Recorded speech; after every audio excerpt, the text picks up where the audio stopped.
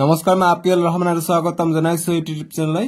আজি পঢ়িম তোমালোকৰ ক্লাছ 6 ৰ যি তোমালোকৰ কিতাপ আছে আমাৰ বিজ্ঞান বিজ্ঞানৰ চেপ্টাৰ 5 টো কৰিম আমাৰ চৌপাশৰ বস্তুবোৰ আৰু ইফালে ইংৰাজী মিডিয়াম দি দিয়া আছে যে অবজেক্টস এৰাউণ্ড আস আজি এইটো ভিডিঅত যি এইটো পাঠৰ অনুশীলনীৰ প্ৰশ্ন আৰু পাঠৰ ভিতৰৰ প্ৰশ্ন আছে সম্পূৰ্ণখিনি মই উত্তৰ কৰি দিম তোমালোকে ভিডিঅটো লাইক কৰি দিবা অনুশীলনী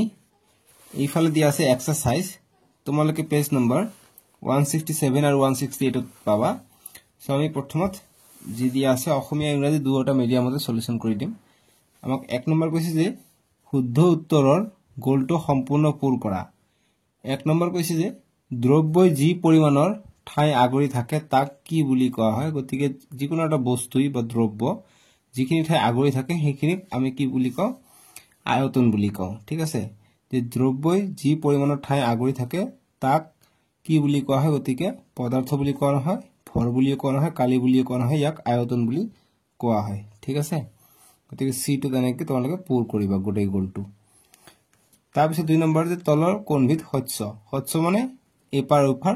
দেখা যায় যাৰ মাজেৰে দেখা যায় তাক আমি শস্য বুলি কম কাঠৰ মাজেৰে দেখা নাযায় গতিকে এইটো শস্য হ'ব নোৱাৰে কাঁচ লোহ কাগজ সুতৰাং শস্য আমি কাঁচৰ মাজেৰে দেখা পাওঁ কিন্তু কাঠৰ মাজেৰে দেখা নাপাওঁ লোহৰ মাজেৰে দেখা নাপাওঁ কাগজৰ মাজেৰে দেখা নাপাওঁ কিন্তু কাঁচৰ মাজেৰে দেখা পাওঁ গতিকে অপচন বি হৈ যাব ইয়াৰ শুদ্ধ উত্তৰটো শস্য হবে এইটো ঠিক আছে শস্য ইংৰাজীত কয় ট্ৰান্সপাৰেন্ট হৈ যাব কাঁচটো তাৰ পিছত 3 নম্বৰ যে তলৰ কোণবিধ অশস্য অৰ্ধ শস্য বুলি কৈছে অৰ্ধ শস্য মানে অলপ অলপকৈ পোহৰ পাৰ হৈ যায় অলপ অলপকৈ না যায় মানে কমকৈ পোহৰ পাৰ হৈ যায় কাঁচৰ গ্লাস দি সম্পূৰ্ণকৈ পোহৰ পাৰ হৈ যায় গতিকে এটো শস্য হ'ব দাপন দি পোহৰ পাৰ হৈ না যায় এটো অশস্য হ'ব ষ্টিলৰ গ্লাস দি পোহৰ পাৰ হৈ না যায় এটো অশস্যল হ'ব এটো অপাক হ'ব ঠিক আছে কিন্তু তেল সোনা কাগজ যেটো আছে অপচন সি অয়েলড পেপাৰ এটো হৈ যাব আনসাৰটো কিয়নো এটো হৈছে অৰ্ধ শস্য অৰ্ধৰ শস্য ইংৰাজীত কয় ট্ৰান্সলুসেন্ট তলৰ গোটটোৰ পৰা অমিলটো বাছি উলা গতিকে অমিল কোনটো এটা আমাক উলাব কৈছে যেনেকৈ সোণ এলুমিনিয়াম তাম বাহ গতিকে সোণ এলুমিনিয়াম তাম এইবিলাক ধাতু হয় বাহটো বেম্বুটো ধাতু নহয় গতিকে ডি দিম আমি ৰাইট চিন ঠিক আছে ইংৰাজী মিডিয়াম সেম বেম্বু হ'ব এনেকৈ দিবা সেম টু সেম দুই নম্বৰ প্ৰশ্ন দিছে যে তলৰ কোনবোৰ বস্তু পানীত দ্ৰৱণীয় আৰু কোনবোৰ পানীত অদ্ৰৱণীয় লিখা আমি উত্তৰ কৰিম আমাক দিছে চেনি নাৰিকলৰ তেল বালি মৌ চকৰ গুড়ি পিঠাগুড়ি নিমখ সো কোনটো পানীত দ্ৰৱণীয় হয় আৰু কোনটো অদ্ৰৱণীয় আমি উত্তৰ কৰিম দুইৰ উত্তৰ পানীত দ্ৰৱণীয় বস্তুবোৰ এ নম্বৰ চেনি ডি নম্বৰ মৌ জি নম্বৰ নিমখ আৰু পানীত অদ্ৰৱণীয় বস্তুবোৰ বি নম্বৰ নাৰিকল তেল বালি চকৰ গুড়ি পিঠাগুড়ি এইবিলাক হৈছে পানীত অদ্ৰৱণীয় বস্তু ইংৰাজী মিডিয়াম দি এনসাৰটো কৰিম দুইৰ এনসাৰটো কৰিম যে টু এনসাৰ যে A sugar D honey G salt are soluble in water আৰু insoluble to লিখিম যে and B coconut C sand E chalk powder আৰু F to হৈছে rice powder are insoluble in water insoluble মানে অদ্ৰৱণীয় ঠিক আছে এতিয়া নেক্সট 3 নম্বৰ প্ৰশ্ন যে পদাৰ্থ কি উদাহৰণ সহ ব্যাখ্যা কৰা আমি উত্তৰ কৰিম যাৰ ভৰ আৰু আয়তন আছে হেয়াই পদাৰ্থ উদাহৰণ কাঠৰ টুকুৰা এটাৰ ভৰ আৰু আয়তন আছে যেনেকৈ বায়ুৰো কি ভৰ আছে নিৰ্দিষ্ট আয়তন আছে গতি বায়ুটো এটা পদাৰ্থ কলমটো এটা পদাৰ্থ ঠিক আছে সো ইংৰাজী মিডিয়াম দি এনসাৰটো কৰিবা ইংৰাজী মিডিয়াম প্ৰশ্ন দিছে যে what is matter explain with example আমি এনসাৰ কৰিম anything that has mass and volume is matter example a piece of wood have mass and volume 4 number প্ৰশ্ন কি দুটা ধৰ্মৰ সহায়ত আমি ক'ব পাৰো যে হিল এবিধ পদাৰ্থ আমি উত্তৰ কৰিম হিলৰ ভৰ আৰু আয়তনৰ ধৰ্মৰ সহায়ত আমি ক'ব পাৰো যে শিল এবিধ পদাৰ্থ যেহেতু হিলৰ ভৰ আৰু আয়তন আছে গতিকে আমি ক'ব পাৰো যে শিল এটা পদাৰ্থ এই দুটা ধৰ্ম হৈ যাব ভৰ আৰু আয়তন ঠিক আছে 4 নম্বৰতে ইংৰাজী মিডিয়ামটো চাবা যে from which two properties can we say that stone is a matter আমি আনসার কৰিম number 1 mass and number 2 volume are the two properties we can say that stone is a matter বুঝি পাইছা এতিয়া 5 নম্বৰ প্ৰশ্ন 5 number প্ৰশ্নটো দিছে যে চাৰিবিধ দ্ৰব্যৰ নাম লিখা যাৰ সহায়ত গিলাস তৈয়াৰ কৰিব পাৰি আমি আনসাৰ কৰিম গিলাস তৈয়াৰ কৰিব পৰা চাৰিবিধ দ্ৰব্যৰ নাম হল কাঁচ প্লাষ্টিক তীখা আৰু পিতল এই চাৰিবিধ দ্ৰব্যৰ দ্বাৰা আমি গিলাস তৈয়াৰ কৰিব পাৰো 5 নম্বৰটোৰ উত্তৰ আমি ইংৰাজী মিডিয়াম দি কৰিম যে write the name of 4 materials by which we can make tumbler মানে গ্লাস आंसर কৰিম 1 number plastic 2 number glass 3 number steel 4 number brass মানে হৈছে পিতল 6 নম্বৰ প্ৰশ্ন জ্যোতি কি আমি উত্তৰ কৰিম চিকমিকোৱা ধৰ্মটক জ্যোতি বলে ইংৰাজী মিডিয়াম দিছে 6 নম্বৰ প্ৰশ্নটো যে হোৱাট ইজ লাষ্টাৰ আমি লিখিম lustre is the shine of a material the next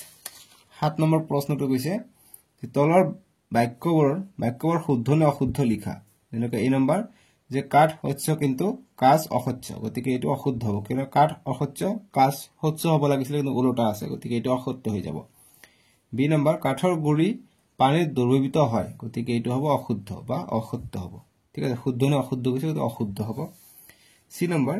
যে পানীত নিমখ দ্ৰৱীভূত হয় গতিকে পানীত নিমখ দ্ৰৱীভূত হৈ যায় গতিকে শুদ্ধ হ'ব তাৰ পিছত কাঠৰ টুকুৰা পানীত উপঙে গতিকে কাঠৰ টুকুৰা এটা পানীত ভাহি থাকে উপঙি থাকে গতিকে এটো শুদ্ধ দিম ই নম্বৰ যে নাৰিকলৰ তেল পানীত দ্ৰৱীভূত হয় গতিকে নাৰিকলৰ তেল বা যিকোনো তেল পানীত দ্ৰৱীভূত নহয় ওপৰত উপঙি থাকে সো গতিকে এটো অশুদ্ধ হ'ব তাৰ পিছত এফ নম্বৰ যে গ্লিচাৰিন পানীত দ্ৰৱীভূত হয় গতিকে এটো শুদ্ধ হ'ব গ্লিচাৰিন পানীত দ্ৰৱীভূত হয় ঠিক আছে তাৰ পিছত জি নম্বৰ যে তাম আৰু লো জ্যোতিমান দ্ৰব্য গতিকে এটো শুদ্ধ হ'ব তাম আৰু লো জ্যোতিমান দ্ৰব্য ইয়াৰ পোহৰ আছে বা উজ্জ্বলতা আছে তাৰ পিছত বায়ু শস্য গতিকে বায়ু আমি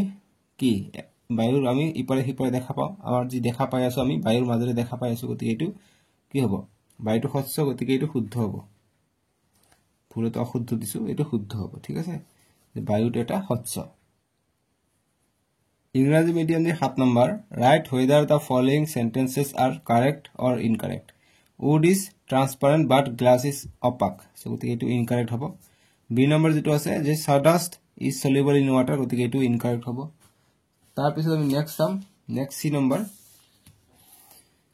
salt is soluble in water গতিকে এটো correct হ'ব a piece of wood float in water গতিকে এটো শুদ্ধ হ'ব correct হ'ব ই number coconut oil is soluble in water গতিকে এটো incorrect হ'ব coconut oil এটো পানীত ভাহি না থাকে বা soluble নহয় F number glycerin is soluble in water গতিকে এটো correct হ'ব তাৰপিছত copper and iron are lustrous material এটো correct হ'ব air is transparent গতিকে বায়ু কি শস্য হয় গতিকে এটো কি হ'ব correct হ'ব এতিয়া 8 নম্বৰ প্ৰশ্ন দিছে যে তলত দিয়া বস্তুবোৰৰ লগত দ্ৰব্যবোৰৰ মিলোৱা জীৱৰৰ পৰা বস্তুটো তৈয়াৰ কৰা হয় এনেকৈ টোকাবাহী কিহৰ পৰা তৈয়াৰ কৰা হয় টোকাবাহী কাগজৰ পৰা তৈয়াৰ কৰা হয় ঠিক আছে গতি 1 নম্বৰটো মিলিব এগিয়াৰ লগত গজালটো লোৰে তৈয়াৰী গতি গজালটো মিলিব লোৰ লগত গতি এটো 2 নম্বৰ যদি দিও এটো হ'ব 2 নম্বৰ ঠিক আছে চকীটোকে আমি কাঠ দি চকী তৈয়াৰ কৰিব পাৰো গতিকে এটো যাব কাঠত এটো হ'ব 3 নম্বৰ ইয়াত 3 নম্বৰ এনেকৈ দিলে দেখাত সুবিধা হ'ব ঠিক আছে গিলাসটো কাছেৰে তৈয়াৰী গতিকে গিলাসটো 4 নম্বৰ ইয়াত 4 নম্বৰ ইয়াত 4 নম্বৰ নিমিলাই এনেকৈ লিখি দিলে হ'ব আৰু খুঁটা কপাৰে তৈয়াৰী গতিকে এটো 5 নম্বৰ আহে খুঁটাটো এটো 5 নম্বৰ আমি লিখি দিলো বাস এইফালে ইংৰাজী মিডিয়াম দি একে ধৰণে দি দিছো নোটবুকটো মিলিব পেপাৰৰ লগত নেলটো মিলিব আইৰনৰ লগত চেয়াৰ 3 নম্বৰটো মিলিব উডৰ লগত টামলাৰ অৰ্থাৎ গিলাসটো 4 নম্বৰ লগত মিলিব অৰ্থাৎ গিলাস থ্ৰেড যেটো আছে এটো কটনৰ লগত মিলিব 5 নম্বৰ বুজি পাইছা এতিয়া আমি 9 নম্বৰটোৰ উত্তৰ কৰিম 9 নম্বৰ প্ৰশ্ন দিছে আমাক যে প্লাষ্টিকেৰে তৈয়াৰ 5 বিধ বস্তুৰ নাম লিখা গতি প্লাষ্টিকেৰে তৈয়াৰী কৰা 5 বিধ বস্তুৰ নাম উত্তৰ কৰিম বটল গিলাস টেবুল পুতলা থাল এইবিলাক প্লাষ্টিকেৰে তৈয়াৰী 10 নম্বৰ যে খালি ঠাই পূৰ কৰা গতিকে 9 নম্বৰ প্ৰশ্নটো আমি এতিয়া ইংৰাজী মিডিয়াম দি সলিউশনটো কৰি লওঁ ইংৰাজী মিডিয়ামৰ 9 নম্বৰ প্ৰশ্ন name 5 objects that are made up of plastic গতিকে आंसर কৰিম বটল চেয়াৰ টেবুল গ্লাস ডল এতিয়া 10 নম্বৰ প্ৰশ্ন দিছে যে খালি ঠাই পূৰ কৰা 1 নম্বৰ যে একেটা বস্তু বিভিন্ন দেশেৰে গঠিত হ'ব পাৰে গতিকে বিভিন্ন দ্ৰব্যৰে গঠিত হ'ব পাৰে তাৰ পিছত 2 নম্বৰ যে বস্তুবোৰক ভাগ কৰা পদ্ধতিটোক ড্যাশ বুলি কোৱা হয় গতিকে শ্ৰেণী বিভাজন বুলি কোৱা হয় ঠিক আছে 3 নম্বৰ যে বস্তু এটা থকা পদাৰ্থৰ পৰিমাণে হল বস্তুটোৰ ভৰ কি হ'ব বস্তুৰ ড্যাশ দিয়া আছে তো বস্তুটোৰ ভৰ হ'ব আৰু 4 নম্বৰ বস্তু এটাই যিমান ঠাই আগুৰে হেয়া বস্তুটোৰ খালি ঠাই হ'ব আয়তন বুজি পালা এতিয়া ইংৰাজী medium the sum fill in the blanks দিছে 10 নম্বৰ প্ৰথমটো হ'ব যে দা same object can be made of different material the method of arranging of object into groups is called classification 2 number 3 number আহিব the amount of matter present in an object is the dash of the object গতিকে mass হ'ব আৰু 4 number the space occupied by an object is volume মানে আয়তন 11 number প্ৰশ্ন বস্তু বা দ্ৰব্যৰ ধৰ্মৰ ভিত্তি কৰি মিলোৱা মনত ৰাখিবা কিছুমান বস্তু বা পদাৰ্থৰ একাধিক ধৰ্ম থাকিব পাৰে গতিকে আমাক মিলাব দিছে বস্তু বা পদাৰ্থ ইফালে দিছে ধৰ্ম গতিকে তিখাৰে নিৰ্মিত কাহি গতিকে ষ্টিল প্লেটবোৰ কিহেৰে নিৰ্মিত এটো গতিকে ষ্টিল প্লেটবোৰ অসহ্য হয় গতিকে এটো মিলিব অসহ্যৰ লগতে জ্যোতিমান অৰ্থাৎ এইবিলাক জ্বলে গতিকে এটো জ্যোতিমান হ'ব ঠিক আছে লাস্টাৰ তাৰপিছত কাঁচৰ বটল কি হয় কাঁচৰ বটল সহ্য হয় গতিকে এটো এটাৰ লগতে অকল মিলিব আৰু কাঠৰ টুকুৰা কি অসহ্য গতিকে কাঠৰ টুকুৰা অসহ্যৰ লগত মিলিব আৰু নিমখটো মিলিব পানীত দ্ৰৱণীয় গতিকে পানীত দ্ৰৱণীয় হৈছে নিমখটো ঠিক আছে সেম ইংৰাজী মিডিয়ামৰ কাৰণে এনসাৰটো কৰি দিছো যেটো ষ্টিল প্লেট আছে এটো ষ্টিল প্লেটটো লাস্টাৰ হয় 1 নম্বৰটো চ 1 নম্বৰটো ইয়াৰ লগত মিলিব অপাক হয় লাস্টাৰ হয় ষ্টিল প্লেট আৰু গ্লাস বটলটো ট্ৰান্সপাৰেন্ট হয় গতিকে এটো 2 নম্বৰ যদি দুম ইয়াত এটো হ'ব অকল 2 নম্বৰ আৰু 3 নম্বৰ উডেন ব্লক এটো অপাক হ'ব অকল 3 নম্বৰৰ কাৰণে দিছো আৰু সল্ট যেটো আছে এটো 4 নম্বৰত আছে সল্টটো কি হয় soluble in water গতিকে এটো ইয়াৰ লগত মিলিব এই 4 নম্বৰটো দিব পাৰা এনেকে দিলে তোমালোকৰ সুবিধা হ'ব বুজি পাইছা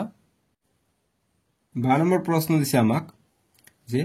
তোমাক যদি এখন মজবুত পাতল আৰু দীৰ্ঘস্থায়ী বেঞ্চ তৈয়াৰ কৰিবলৈ কোৱা হয় তেন্তে তুমি কোনবিধ দ্ৰব্য নিৰ্বাচন কৰিবা আৰু দ্ৰব্যৰ কোনবোৰ ধৰ্মক অগ্ৰাধিকাৰ দিবা সম আনসাৰ কৰিম যে উত্তৰ যে এখন মজবুত পাতল আৰু দীৰ্ঘস্থায়ী বেঞ্চ তৈয়াৰ কৰিবলৈ মই ষ্টিল আৰু এলুমিনিয়ামৰ সংমিশ্ৰণ বাছি লম অৰ্থাৎ ধাতু বাছি লম লিখিম যে মই তলত দিয়া ধৰ্মসমূহক অগ্ৰাধিকাৰ দিম 1 নম্বৰ ধাতুৰ ফ্ৰেমৰ বাবে উচ্চ তান শক্তি আৰু পাতল আৰু দীৰ্ঘস্থায়ী পদাৰ্থ আমি ব্যৱহাৰ কৰিম এটো কল 12 নম্বৰৰ উত্তৰ এতে 12 নম্বৰৰ কাৰণে তোমালোকে ইংৰাজী মিডিয়াম দি চাবা আনসাৰটো ইংৰাজী মিডিয়াম দি লিখিবা কৈছে if you are asked to design a new type of a desk for your school which is strong lightweight and durable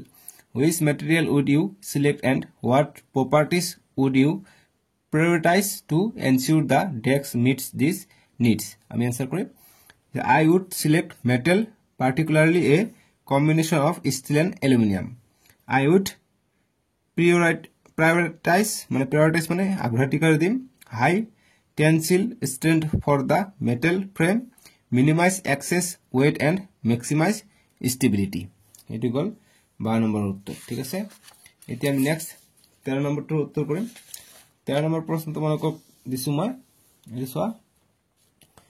কিছুমান দ্ৰব্য গোটাই লোৱা যেনে বালি নিমখ নেমু ৰস ইত্যাদি এতিয়া এটা গ্লাছত পানীলে এটাকৈ পানী ৰে দিবা পানীলে এটা কৈ মিহলাই চোৱা কোনবোৰ বস্তু পানীত মিহলি হয় এখন তালিকা বনাই লিপিবদ্ধ কৰা আমি উত্তৰ কৰিম যে পানীত মিহলি হয় নেমু আৰু নিমখ আৰু নেমু পানীত মিহলি হ'ব বাকি পানীত মিহলি নহয় বালিটো পানীত মিহলি নহব ঠিক আছে আৰু ইংৰাজী মিডিয়াম দি আনসাৰটো কৰিবা 13 নম্বৰ যেটো কৈছে কালেক্ট 3 ডিফাৰেন্স আমাক দিছে sand salt আৰু লেমন জুস গতিকে আনসাৰটো কৰিম আমি sand not soluble and salt লিখিম sand not soluble অর্থাৎ যেটো কি আছিল sand আছে বালি আছিল বালিটো soluble নহয় মানে দ্ৰৱীভূত নহয় and আৰু salt আৰু লেমন কি হয় salt and lemon juice is soluble অৰ্থাৎ salt আৰু লেমন জুসটো soluble এটো দ্ৰৱণীয় হয় ঠিক আছে এইটো গল 13 নম্বৰৰ উত্তৰ এতিয়া 14 নম্বৰ প্ৰশ্ন দিছে যায় 14 নম্বৰ প্ৰশ্ন দিছে যে 1 কিলোগ্ৰাম কপাহ আৰু 2 কেজি দাগ গতিকে কোনটোৰ ওজন বেছি হ'ব ভৰ বেছি হ'ব নিশ্চয়কৈ 2 কেজিৰ ভৰ বেছি হ'ব এতিয়া আমাক দিছে যে ওপৰৰ ছবি দুটা তলৰ তুলাচনীখনৰ সঠিক স্থানত অংকন কৰা গতিকে এইটো আমাক এইটোৰ ভৰ কম হ'ব গতিকে এইটো ওপৰত থাকিব এইটোৰ ভৰ বেছি হ'ব গতিকে ইয়াত তলত থাকিব গতিকে আমি ইয়াত 2 কেজি বুলি লিখিম আৰু চিত্ৰটো আঁকিবলৈ ট্ৰাই কৰিবা এনেদৰে তোমালোকে বেয়া হলে একো কথা নাই জাস্ট এনেকৈ আঁকিব ট্ৰাই কৰিবা ঠিক আছে একো কথা নাই আঁকিব ট্ৰাই কৰিবা এনেকৈ আঁকিবা এইটো হৈছে 2 কেজি আৰু ইফালে তুলা আঁকিব ট্ৰাই কৰিবা তুলা যি আছে এনেকৈ দিবা হৈ যাব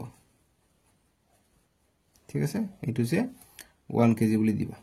1 কেজি গতিকে এইটো কম এইটো বেছি ইফালে আহিব সেম টু সেম ইয়াত আঁকিব পৰা ইংৰাজী মিডিয়ামৰ কাৰণে ঠিক আছে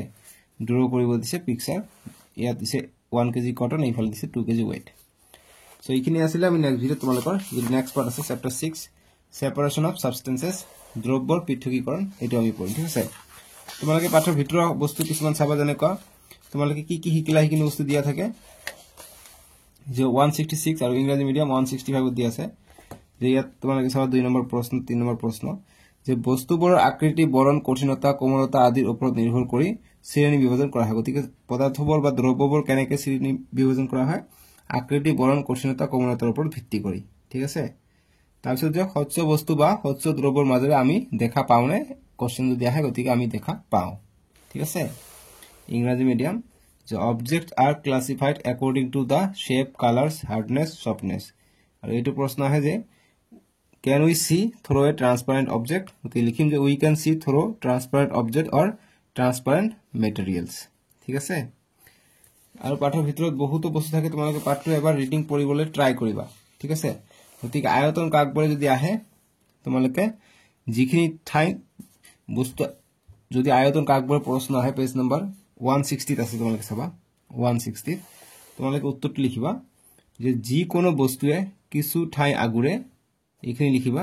যে যদি আহে যে আয়তন কাক বলে লিখিবা যে যি কোনো বস্তুৱে কিছু ঠাই আগুৰে বস্তু এটাই যিখিনি ঠাই আগুৰে সেই বস্তুটোৰ আয়তন এইখিনি লিখিবা আৰু এইখিনি লিখিবা হৈ গল ঠিক আছে সো এনেকৈ কৰিবা হৈ যাব আৰু ইংৰাজী মিডিয়াম লিখিবা হোৱাট ইজ ভলিউম যদি আহে লিখিবা যে এভৰি অবজেক্ট অকুপাইজ সাম স্পেস তাৰপিছত লিখিবা the volume of an object is the space occupied by it এই অংশটি লিখিবা হৈ যাব বা ইংৰাজীৰ কাৰণে এইখিনি লিখিবা তথাপি হৈ যাব the volume of an object is the space occupied by it what is volume আহিলে এইখিনি লিখিবা ওপৰখিনি লিখিব নালাগে ঠিক আছে এইখিনি লিখিবা হৈ যাব বুজি পাইছা so bye bye take care আজিলৈকে আহো দে ভিডিওটো লাইক কৰিবা